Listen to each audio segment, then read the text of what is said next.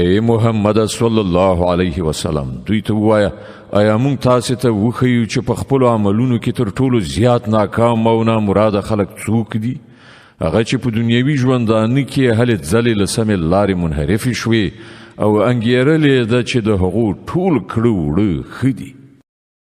دا هغه خلک دي چې د خپل پروردګار د آیاتونو له منلو نه یې انکار وکړ او د هغه حضور ته په وړاندې کېدلو یې باور ونه کړ. له دې کبله د هغو ټول عملونه بابیزه شول. د قیامت په ورځ به موږ ورته څه وزن یعنې قدر ورنه کړو. د هغو سزا دوزخ دی، د هغه کفر په بدله کې چې هغوی غوره کړ او د هغو ملنډو په بدل کې چې هغوی زما په آیاتونو او زما په پیغمبرانو پورې ووهلې.